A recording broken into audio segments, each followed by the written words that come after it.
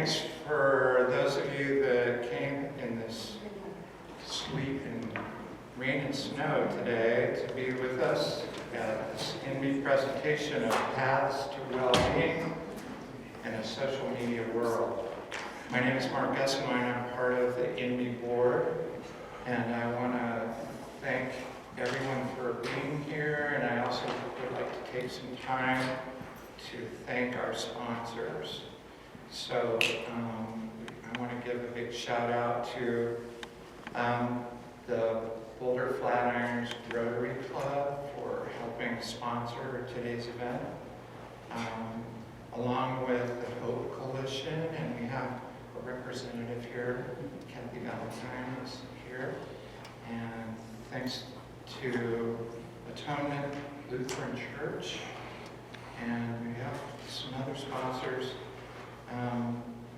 Rise Against Suicide, Mental Health Partners, NAMI, Chloe's Closet, and Penn, and we have Paula Nelson is here with Penn, and we also have Mindful Works. I'm not sure if they have anything here today, but we have some tables. They have some good that I'd like all of you on Mindful Works, yes. They're providing the snacks. Please go help yourself to some of those. So please check out the tables. If you don't have a program, what we're planning to do. Right here. Here's some programs if you need one. And what we're going to do now is make sure that we have a centering exercise. So I'd like to turn it over to Mary Erdman.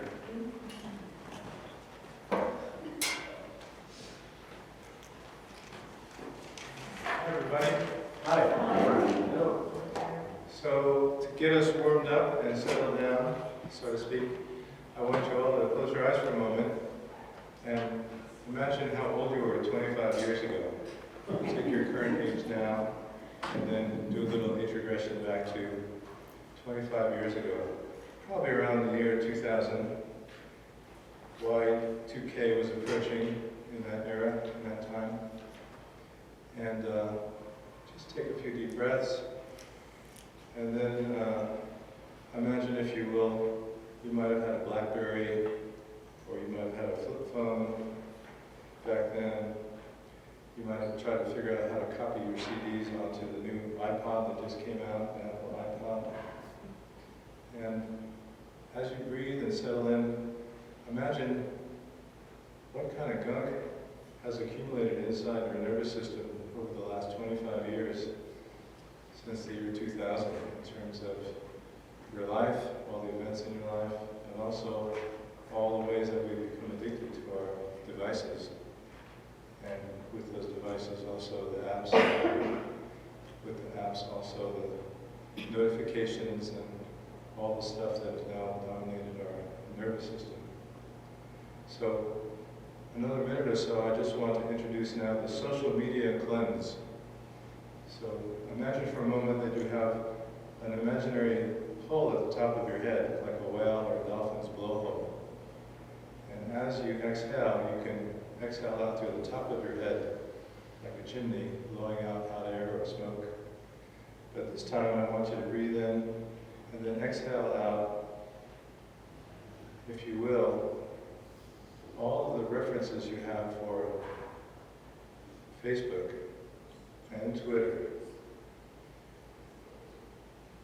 Then breathe in and begin to feel a wave of relaxation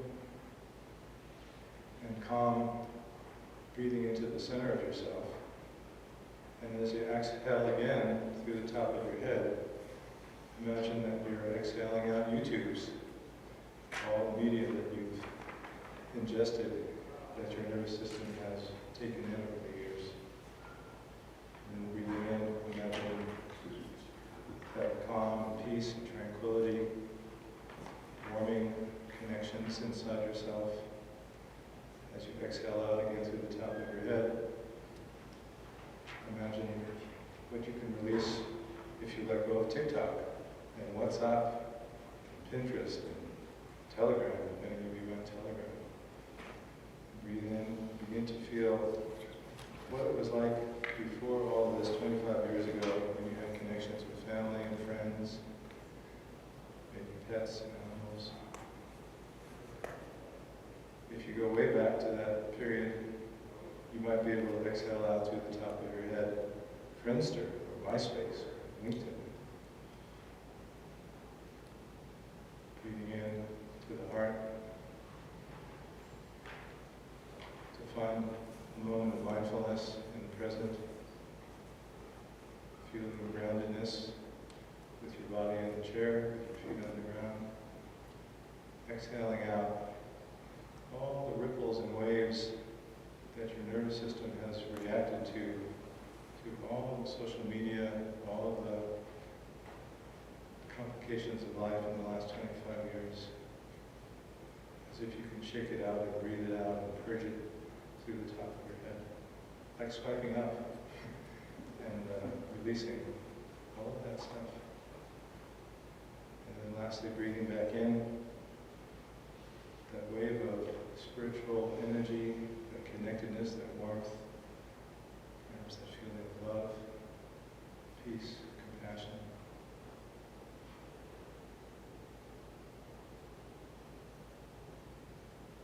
And now 3 last remaining breaths of clarity, exhaling and inhaling.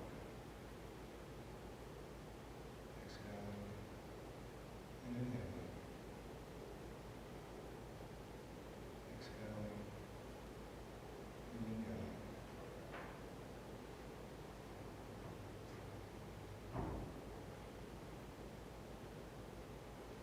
Thank you all. Open your eyes. Now Rich Williams takes over.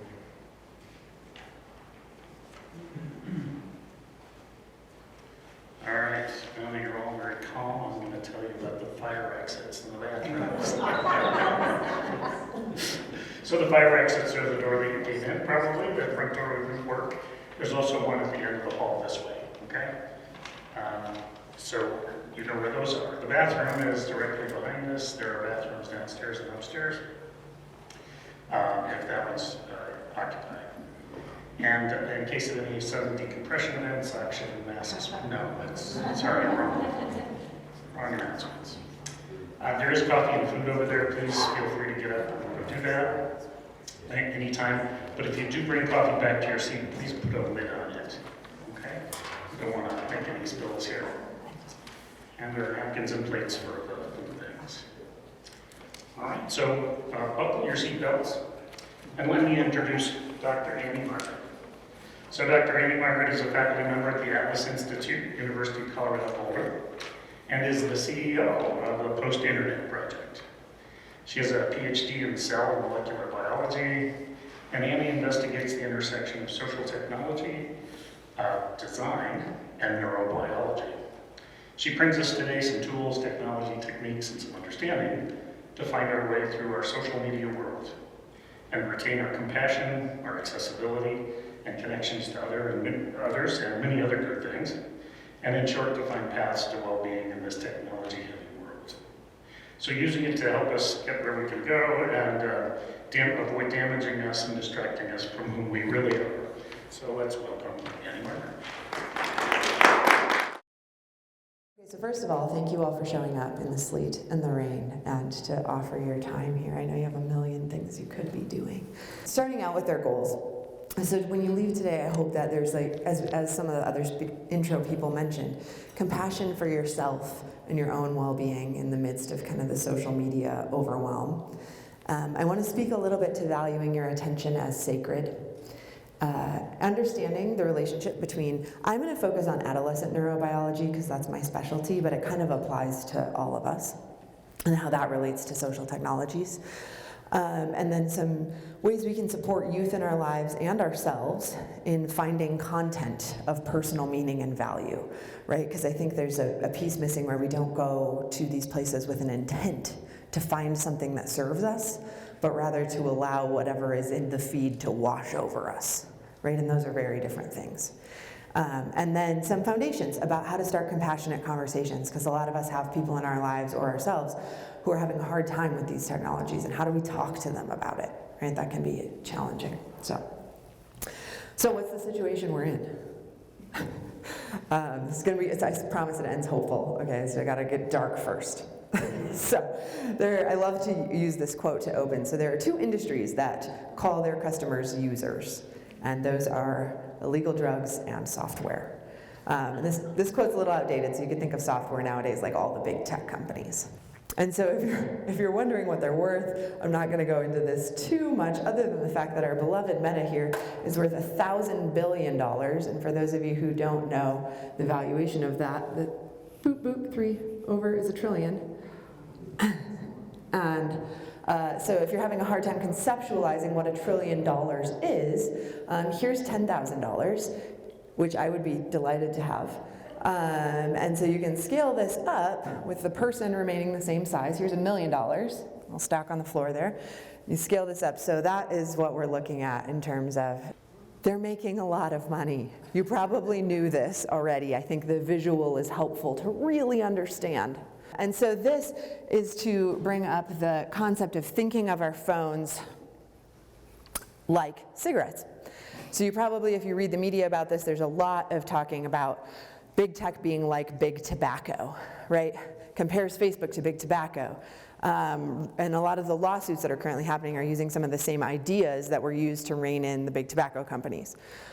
And some people have gone so far as to compare checking your likes to the new smoking, right? We all just need a break from reality, and how do we get that break? And I'll get into more of some of the similarities and differences in a minute. But my point is that I think that there's a lot of negative emotions out there around this topic, right? We blame the kids, we blame ourselves. But the kids and parents actually aren't at fault, because there are teams of designers and psychologists who design these products to be addictive. You know this, right? You've heard this phrase, addictive design. I assume that's probably why you're here, because you care about this. And so pull to refresh, this one. Who thinks that they can't refresh the content without you pulling it? For reference, we're like sending people to Mars now. They can definitely refresh the content without you pulling. Why do you pull? Cha-ching, cha-ching, cha-ching. It's the same mechanism, right? Another one, why are notification bubbles red instead of green or blue or purple? Right? Because red attracts our attention, and it conveys this message of urgency. Right? This is really important. I got to take care of it right now. Who gets annoyed by the little red bubbles? Yeah, I do. Right? So that's another one. Variable reward. So this is the idea that every time you go to log in, you don't know how many notifications you're going to have, or reposts, or retweets, or likes, or comments. If every time you posted something, you got the same 10 likes from the same 10 people, it would lose its appeal pretty quickly. We're all aware of infinite scroll and autoplay. One thing about this is that the guy who invented infinite scroll, Asa Raskin, now works for the Center of Humane Tech. So if you're not familiar with that organization, they're the ones who produced The Social Dilemma. And I'm not sure he was solely responsible for the invention of infinite scroll, but is often credited with that. And so my point is that a lot of the people who were involved in the development of these addictive design features had good intentions, right? Like, let's make it easier for people. When the BlackBerry first came out, people were elated. This means I don't have to check my email all the time. It will just tell me when I have an email, right? And so I bring that up because I think a lot of times in the current milieu, there's a vilification of this, but a lot of the people who originally created these things did have intent to help humanity out. Okay, and so they are optimizing for engagement. Time on site helps that $1 trillion stack grow. And so in other words, your attention is the product that you are giving to this company for what return? I don't agree with this. I don't think our attention is a product to be extracted and commodified. I think your attention is sacred, and that this is something that we've kind of lost culturally, this idea that where and to whom and to what we give our precious attention is actually a sacred resource, This is when it comes to the end, our life is a collection of how we spent our time, right? You know this, but I think that this part of the conversation around smartphones and social media is part of what's missing. And so this is a quote from Tim Wu in The Attention Merchants. And so we must reflect that when we reach the end of our days, our life experience will equal what we have paid attention to, whether by choice or by default. We are at risk, without quite fully realizing it, of living lives that are less our own than we imagine.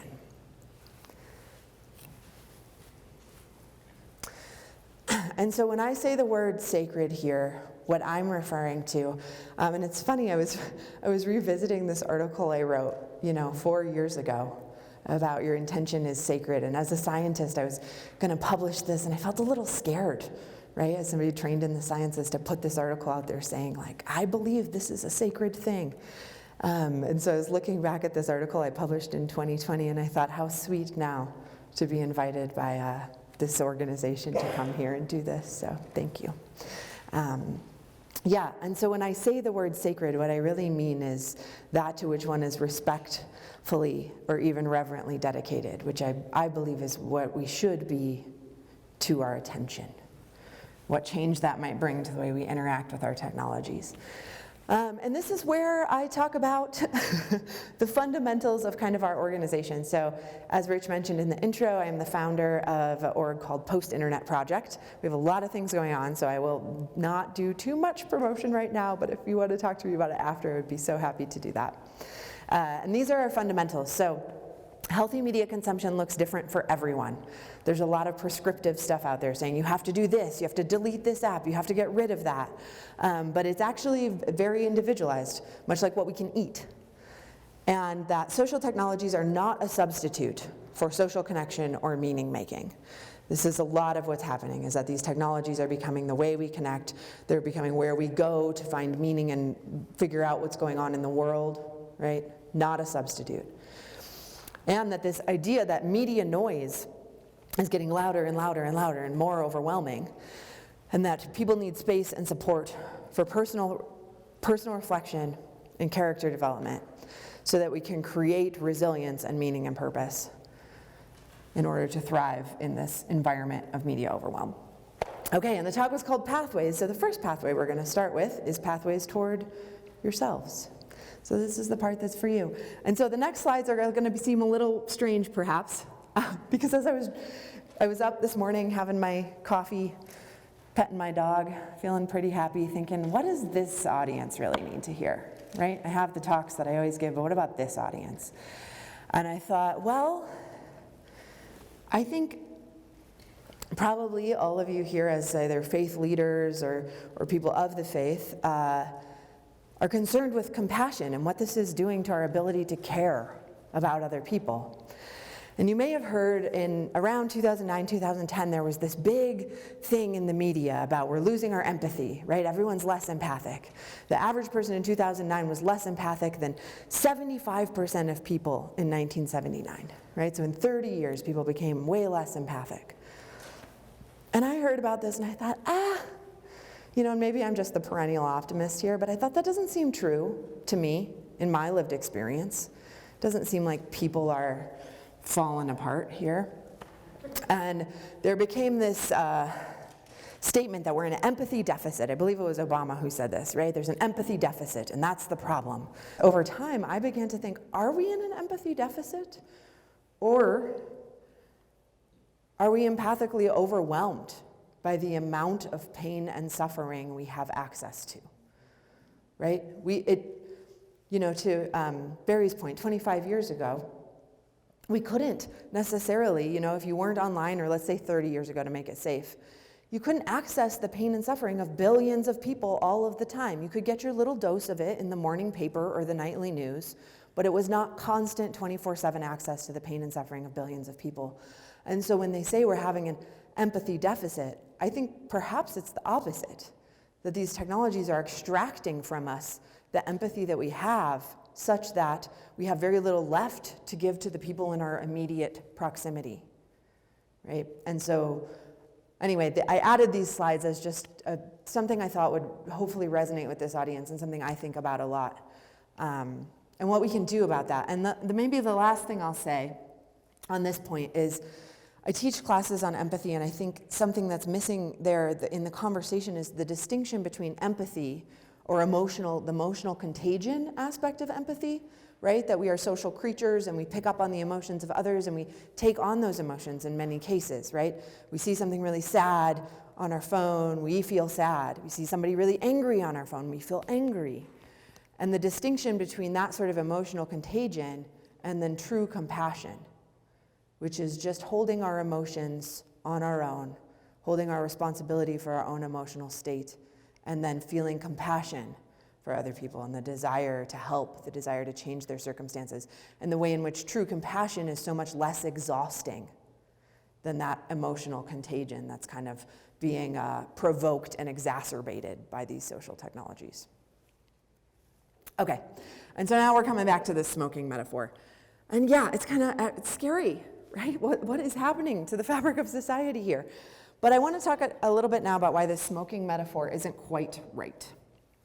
So we like to think of media consumption more like food consumption, right? Because actually these social technologies have a lot of benefits. They've organized a lot of activist movements. They've resulted in, I think Gen Z is, while also anxious, they're the most tolerant of previous generations compared to previous generations because of the positive impacts of the internet, of being exposed to things.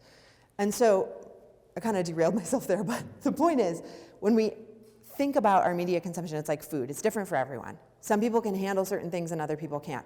And I think there's kind of archetypes of different types of media consumers, like the people that are really interested in keeping up with the 24-hour news cycle and are really angry. Does anybody, either you are one of those or know one of those people? I know one, right? You kind of get hooked in that, like, I want to know everything and be mad about it. Right? It's okay. That happens. And so my point with this is that we have to learn for ourselves what we can handle consuming, right? Some people can eat gluten and other people can't. And some people can eat dairy and other people can't. I, for example, can eat exorbitant amounts of cheese. Whatever genetic or like lottery I won, I can eat insane amounts of cheese and feel totally fine. But that's not going to be true for everybody, right? And so I think that when we get really prescriptive about telling people this is how to do media consumption, I hesitate to adopt some of those ideas.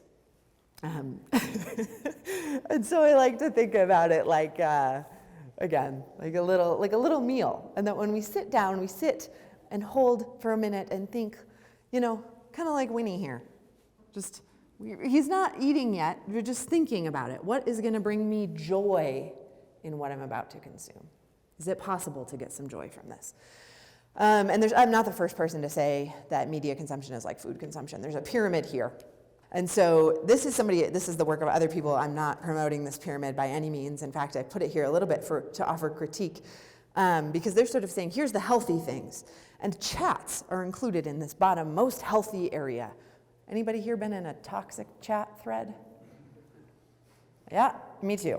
So I would not put that at the bottom of my food pyramid, my media pyramid, right?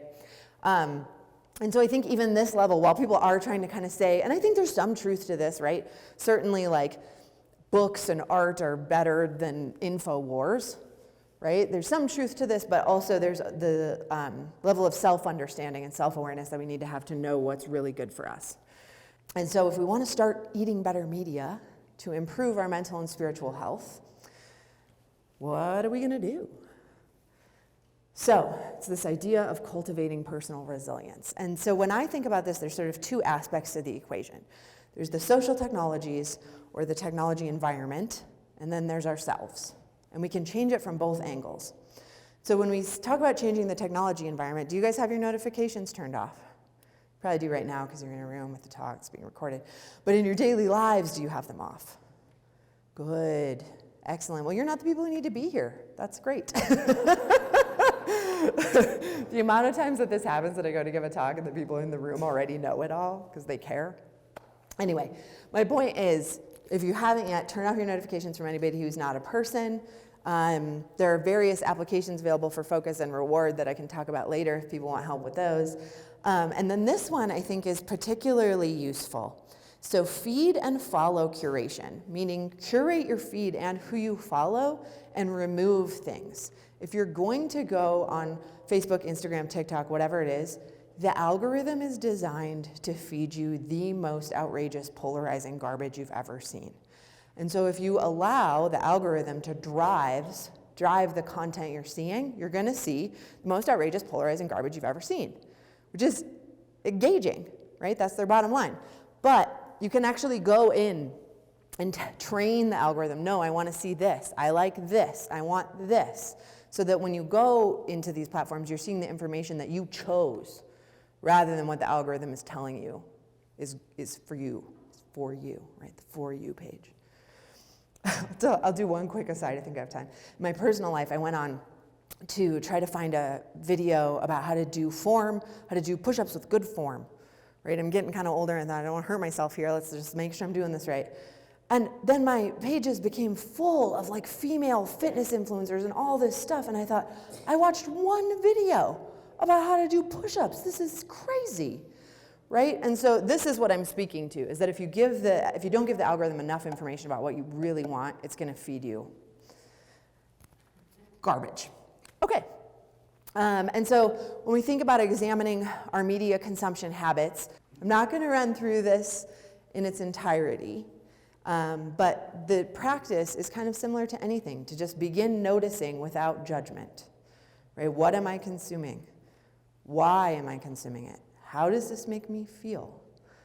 Does it feel good to check the news first thing in the morning every day? Maybe not. But maybe it does, right? It's not right or wrong. Some people might say, yeah, I feel informed, I feel connected to the global world, and that's okay too. And then what less healthy media do you want to consume in moderation? So I refer to these as kind of the Oreo equivalents. My favorite media Oreo is that there is a meme account on Instagram specifically targeting elder millennials. Like the memes are for me. I'm the target audience. I go on there, I love it. Right? This is my daily Oreo. So, we can have some Oreos. It's okay. It's about the idea of not eating ice cream for every meal every day. And then how do you begin to notice which media consumption feels healthy and joyful? And I bring up joyful because I don't think the algorithm really is designed to promote joy. Right? There's a lot of good people out there doing good things. And there's a lot of even representations of that, but it's not amplified to come to the forefront of all of the media that's out there. So we kind of have to look for it. Okay, so that was the technology side, and then thinking about the practices, transitioning to the self. How do I begin to notice what media I'm consuming, how that's making me feel? And then we can also change the self. And so I imagine many of you are doing these sorts of things already. Meditation or breathing exercises. Thank you, Barry, getting the nervous system regulated. Movement breaks. Reinforcing our success experiences. So this was how I started making change, right? Was that I would begin when I noticed myself getting into mine's Instagram, getting into the Instagram. Every time I stopped myself, I would throw a huge party for myself. Right? Like, you did it. You noticed and you did it and you stopped. Good. The way you would with a dog or a small child. Right? Like, yeah, you did it. Because it's really hard. And so in the beginning, kind of just noticing that and celebrating when you're like, yes, I noticed that Facebook post was making me feel bad about myself and I just closed the window. Just closed the window. Okay. And so in the setting intentions and reflecting on our goals and values, this is where I'm going to take my 1 minute of self-promotion.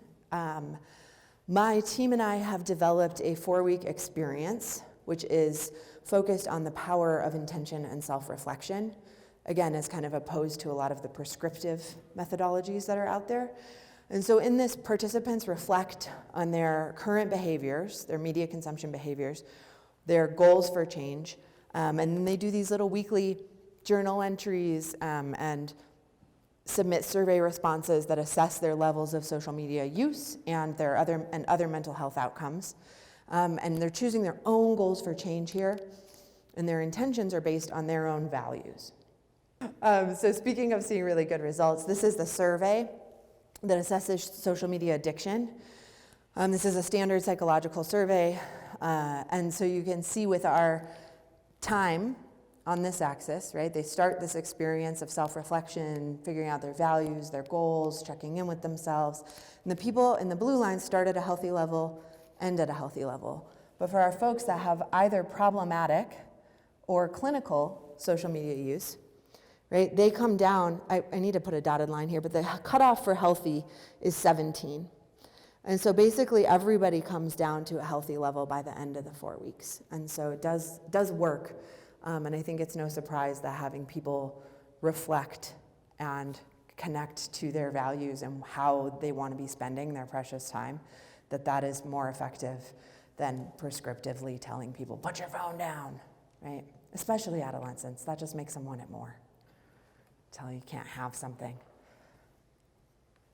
Okay, and so this is our next pathway, compassion for you or young people, youth in your life. And so this is kind of probably you know this already, but if you don't, this is data from Sapien Labs, which is an organization I love and recommend their work a lot if you're interested in that. And so here we see the age of first smartphone ownership.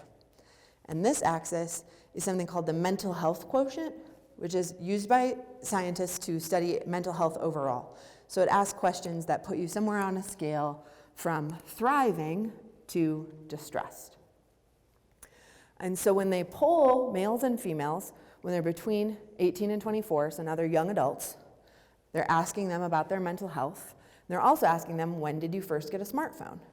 And so if you're a female, 18 to 24, who got your first smartphone when you were 6, your mental health in adulthood is way worse than if you got your first smartphone when you were 18. You follow the graph? Yeah, okay. And so same thing, and this is just the inverse where we see the percentage of people who are distressed and struggling, who are scoring in that category, also much higher if you got your smartphone at a younger age. And this is where I'll plug the work of Jonathan Haidt. So if you're not familiar, he wrote The Anxious Generation, came out fairly recently. It's a great book, and they are working to try to promote the ban of smartphones until you're 16. So no smartphones in schools, no social media until you're 16. I think this is great work, super important, and it's going to require more than that because ultimately the information is here, the internet is here. The young people are going to find a way to find it, even if you tell them they can't have it. Has anybody met a teenager? Yeah, they're going to find a way. And unfortunately, they're smarter than us. Well, then me. I won't throw you all in that boat with me. They're smarter than me. Okay, and so here's just some stats on addiction. And I think I bring up the percent of parents here also because I think a lot of times we get really blaming the teens in this situation, but parents also check their devices at least hourly and report feelings of addiction. Okay, and I won't do too much of the sciencey stuff, I promise. I'm going to keep it, pretty digestible, but I do want to talk about it because I think it feeds into the next thing really well. When I teach this, people often say, oh, Annie, people were scared of the printing press, and people threw tantrums when we invented television. It's going to be fine. But things are different this time, and I'll get into why. So none of the other technologies have ever had so much social control, right? You weren't told in the newspaper how you compare directly to all of the other kids in your class or all of your neighbors or all of your friends who graduated from high school with you, right? Different this time. And so when I talk about, this is about adolescent development. And so at this age, they have accelerated growth in the limbic system. This part of your brain does social cognition and emotions. And they also have heightened dopamine in that system, which is motivation and reward seeking. So you have high motivation and reward seeking for specifically social and emotional things. And so there's a developmental mismatch at this age where the limbic region is pretty developed, right? This part that does emotions, but then the prefrontal, this part that does impulse control and executive function and planning and all of the adult tasks, is not developed yet. And so you end up with high susceptibility to social rewards. And this becomes a problem when we introduce the social technologies, because now they have the option of accessing a potential social reward at any moment. And it might be really big. And I think that this is an interesting study where they had basically a virtual peers likes, right? So these were not real people. It was a fake app with fake friends. And the adolescents knew it was fake, and they knew the people weren't real. And yet, the neural activations moderated and changed their behavior, right? So it's like they can't even help it. Knowing the app isn't real, knowing the likes aren't real, yet I care, right? And so I bring this up to try to help lead the conversation toward more compassion for the young people as they're interacting with these things, right? They have a neurobiology, they have a phase of development. Looks like we're doing okay out there. Everybody's eyes are still open and there's lots of faces. It's good. You're doing better than my 9 a.m. college class. Okay. And so bringing back this point of social control. So here are some of the reasons why it's different this time in comparison to the newspaper or TV or other previous forms of media. I'm really interested in focusing on this part because I think it's the most damaging, both for young people and for just society in general. And so if we think about the opposite of addiction, it's connection. Real connection, not the connection myth that the tech giants are selling to us, right? Connectivity, no, actual connection. And so thinking about how we can facilitate bringing experiences to ourselves and to young people, like all of you showing up here today, right? To be with other people and to help bring our young people into spaces where they can be with each other in real physical three-dimensional form. So that ends the high susceptibility to social rewards. There's also this bit about low self-regulation at that age. So the circuitry, like I was speaking about, that front part that is involved in regulation is still developing through and beyond the teen years until you're about 20 or 25, depending who you reference. And so also when we see the young people on their phones all the time, I would argue that there are many adults out there whose self-regulation circuitry is still developing. Myself included sometimes, let's be real. And so there's actually, but the sort of happy ending here is that there's actually a golden opportunity with young people in particular, because you've maybe heard this before, but this idea that the teen brain is like no brakes and no steering wheel, right? You kind of hear that. I don't know if you've heard that metaphor before, but it's about this idea that it's like driving a car with no brakes and no steering wheel because your prefrontal cortex isn't developed yet. But in reality, what this means is that there is a unique and supercharged opportunity in this age to grow self-regulation, which I think is really cool potentially for a lot of the folks that are out there creating solutions. And there's so many. I work in this space also just to give a little hope. There are so many organizations working on this problem and aware of it and trying to bring solutions to our young people. Specifically in relationship to this, how can we teach them to grow these skills that are necessary to thrive? Because whether we ban the phones or not, the internet's here. We are post-internet. And so many young folks and adults don't actually want to be on their phone all the time. I think this is a common, at least when I go to a fair number of parent networks, when I go there, they're really frustrated. The kids are on their phone all the time. But when you go and talk to them directly, which I've done, you talk to hundreds of young people, they say things like this. The tricky part about growing up with social media is how dangerous and addictive it is. People are always glued to their phones, but so am I, and I hate that. This is a 15-year-old. So they know. And this is the other really awesome thing about Gen Z and Gen Alpha, is that they're so adaptive and like interested in figuring out what to do. I feel like that resistance that comes as we age just isn't there. So really promising, I think. And so these are some other things about what teens are wanting adults to know. And this one I think is also not helped by the media, right? Because the fearful information gets amplified, and so then the parents are scared naturally because we want to protect our children. That makes sense. But when adults are thinking of online connections only in terms of predators, we're kind of missing out on opportunities to support the young people in what they're actually experiencing. I love this one. Stop blaming us for getting into drama online. And you can't always shut off your phone and be done with it. These conflicts carry over into the real world. So one girl I talked to was saying that she was at home.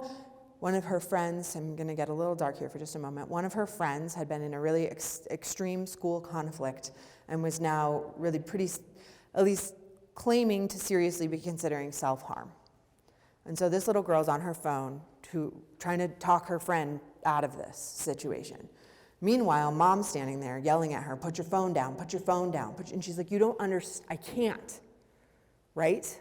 And so I'm not saying that that's always what's happening, but it might be what's happening sometimes. And if our approach is to be angry or to assume they're just on TikTok, that's not helpful. Okay, and so how do we talk about this? What are some of the conversation starters we can use? And so I think that probably here, maybe this part is not as needed, but in many communities, we need to revisit these things, these fundamentals of conversation, so that we're going to speak from a place of compassion. We are going to actively listen and assume they have the best intentions. And I think sometimes actively listening to young people when you feel like maybe you know better, I don't know, I do that sometimes. I teach 19-year-olds, and it can be hard sometimes to just listen actually to what they're saying and what they need. And so right here, I will operate from the belief that we are all on the same team, but I put an asterisk there because I said, except maybe the gigantic tech companies making the trillions of dollars who might not be on our team. But with that exception, we're going to agree that everybody else is on the same team. And so some tips here, asking over assuming. And so we have heard directly from young people about the digital problems that are most relevant in their lives. I spoke about this already, so I won't repeat them, but the quotes are here for you. Basically to just say, here's another one, I wish I didn't use my phone so much, right? To say that they understand the problem, maybe more than we're giving them credit for. Empathy over eye rolling. So this means trying to really imagine, and maybe let's just do this, try to really imagine what it's like. Thank you, Barry, for setting this up, right? Because when you set it up, I was, 13 or 14. That many years ago. And so it was perfect for me. And to think about what it's like to not be able to leave that behind, right? I used to, if something bad happened at school, I could come home and cry to mom, and nobody could get to me. I could just be left alone until I went back to school the next day. And by the time you went back to school, it was over. That's not how it is now. They can't get a break. Ever. And it's really, I think if you really imagine what that would feel like at that age, it's hard not to feel heartbroken. Maybe I'll also say that one of the strategies I recommend are there parents here? Is this relevant to talk like? Okay. So another thing I would do as a child is if there was an event or something I didn't want to go to, I would tell my mom or my dad, and I would say, I'm really scared, I don't want to go. And then mom would say, okay, you can just tell them I said you couldn't go. You can just blame me. If you don't want the social consequences, just say, mom said you can't go. I'm done. And I was like, oh, thank you. Okay, good. And I wonder if there's not a similar strategy to be taken with the phones, like setting it up where we're on the same team. And if this is happening or the conflict is persisting, just tell them, you can come to me and give me your phone. And then the next day at school, you can say, mom took my phone away. Dad took my phone away, right? And now it's you and your kid on the same team instead of the kid and the phone on the same team and you're the bad guy, right? So my point here is getting to that empathy piece of really thinking about what's happening for them. It's hard. And then complexity over commandments. So thinking through the complexity of, and this is really relevant to our approach at Post-Internet Project. There's a lot of the kind of commandments out there. Put your phone down, delete this app, do it this way. Right, but I think it's a much more complex issue than that. And then this, leading by example, right? We got to put our own phones down. I hear that from so many kids. My mom's yelling at me to put my phone down, but she's on her phone while she's driving, so why should I? Right? So it's tricky. And so here are some specifics. You can ask things like, what's your favorite app or game right now, right? These are not accusatory. This is just curious, right? What's your favorite thing right now? Can you show me how it works? What do you like about it? Why do you like it? What are your favorite accounts or people you follow? Why do you like them? I think some of us could benefit to ask ourselves this question. What am I following and why? And why do I like it? And if it's not bringing me positive mental health outcomes or information that is useful to my personal life, meaningful to me, why am I following this thing? Just don't. Your attention and cognition is precious. You don't have to give it to people. Okay, stop. Get me going on these rants and I can't. But the why is really important. Asking yourself or the young person in your life, why? Go back to being a 2-year-old. Why? Why are you following that? Why do you like that? Why are you doing that? So this is another thing that gets a little twisted when people go to talk about this in their family networks, is I hear in the parent networks a lot of them saying, well, what are you going to do? Why you need to sleep with your phone out of your room? You need to whatever. But if we really focus on the text here, I think just little rephrasings can help a lot. Like, what are some of our family's habits with devices like our phones or TV, right? What are we currently doing as a family? Or do any of our habits, right, making it about us, again, this kind of idea that we're on the same team and not saying, what are you doing? Are there any, you can hear this, right? You can hear the difference if you go to talk to someone and you say, are there any habits we could try to change versus what are the habits you need to change, right? It comes across so differently. And then this piece of emotional well-being being at the root of it all. So if you get through those easier, kind of curious questions, then you can get into the maybe more meaty questions. So do you ever feel uncomfortable or worried or anxious when you're online? Why are you feeling that way? Do you ever feel like you've spent too much time online? Do you ever feel pressured to be online? I think particularly for adults, it's more of the keeping up with the news, and for the kids, it's about their friends, right? If you miss somebody's, I've had kids tell me that they set alarms in the middle of the night to be able to check the Snapchats so that because if they go to school the next day and they haven't seen somebody's snap and it was something important, they'll be out of the loop. So they'll set alarms to wake themselves up in the middle of the night to make sure that when they go to school the next morning, they've seen all the snaps. Not even kidding. Whoa. So, do you ever feel pressured to be online? Maybe a good question to ask. That's kind of an extreme case, but. So, if you have the ability to have a phone, probably some of you do, if you just point your camera right here, it would get no pressure, and I'm going to say a few more things while we wrap up. Well, I wrap up perfectly on time. So we ask that you complete this form, and this is really just for me. Basically, my team and I, our team is really lean right now. We are just 5 to 6 people, most of whom are doing this work for free, or at best for $15 an hour, which is not a living wage in Denver or Boulder, or probably anywhere, definitely not here. And so, yeah, filling out that form with the feedback just helps us make the quality of our work and deliverables better so that we understand what's meaningful to people, what's landing, what's not. So thank you. It's not too long, it's a few questions. And then to bring back this final point, which is that I really do believe your attention is sacred, and so it's a gift that you gave it to me for the past hour or so. I really appreciate that, which is, I wrote academic grants for years, right? I got pretty good at that game. Now I'm moving into nonprofit world. And, my whole identity in the business is around helping people find meaning and purpose in the digital age, helping people come back to themselves in this media overwhelm. And so I started applying for nonprofit grants, and one of the granting organizations came back to me and said, well, with only 60 followers, you must not be a real organization. And I said, you. I am not quick to anger, but that one got me. And so I say that to say, if you want to follow us, we are on Facebook, Post Internet Project. We are on Instagram, postinternet.project. And we really appreciate those follows. And if you don't, we don't post very much because of what I said, our belief system. But if you do want to follow, we really appreciate it. And that is all. Thank you.